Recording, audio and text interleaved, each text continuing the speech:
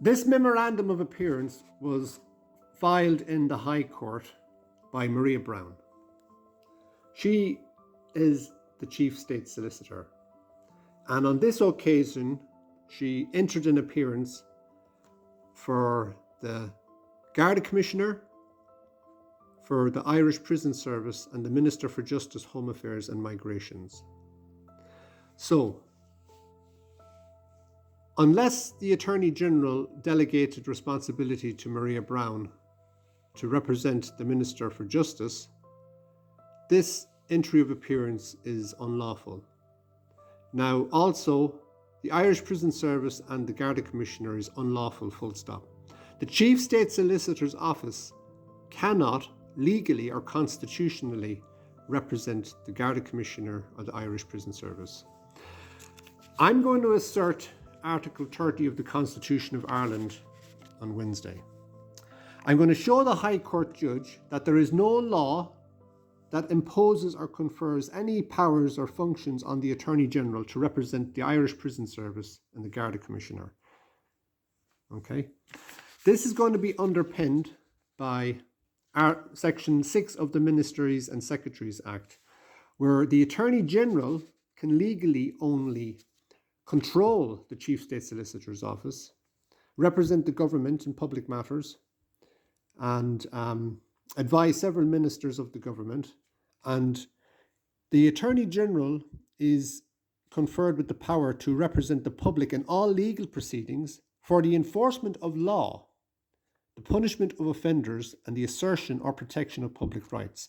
So, inherently, the Chief State Solicitor's Office can never represent the Garda Commissioner or the Irish Prison Service, because these are entities which engage with the public.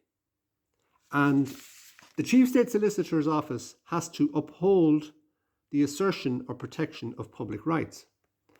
So any public body that engages, well, all public bodies, engage with the public in one way or another. So the Chief State Solicitor's Office can only represent entities that do not have any public contact. Now, that's a logical constitutional argument, because how can a solicitor's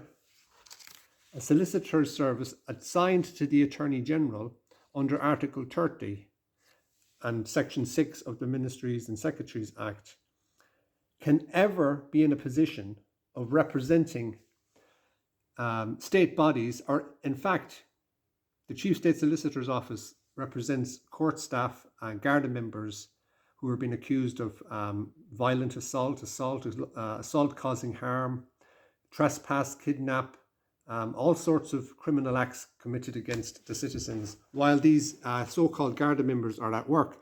How can they represent them when the Constitution does not allow it and statutory law does not allow it? And Supreme Court case confirms that the Attorney General is the one that calls the shots when it comes to any movement by the Chief State Solicitor's Office. This is a case that I'll be using as an authority.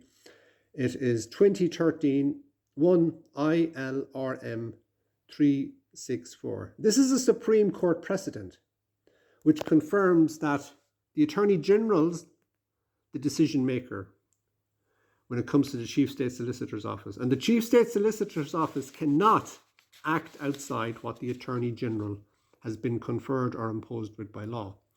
But this is important. This is how the state has been abused by individuals such as Maria Brown. And in other cases, we have a county registrar from Meath and Westmeath called Breegeen Concannon, who's absolutely abusing her position as a county registrar by engaging this office outside constitutional and statutory law and outside what the Supreme Court case has underpinned, is that the Chief State Solicitor's Office is not a state authority in itself. It is an extension of the Attorney General, and it cannot act outside what the Attorney General is conferred with or imposed by law. So please get down to the High Court on the 26th of November. I'm going to dismantle this unlawful organisation called the Chief State Solicitor's Office. I'm going to do it in public. I'm going to have it on public record, and my actions are going to be underpinned by Supreme Court precedent, statutory law, and ultimately constitutional provision.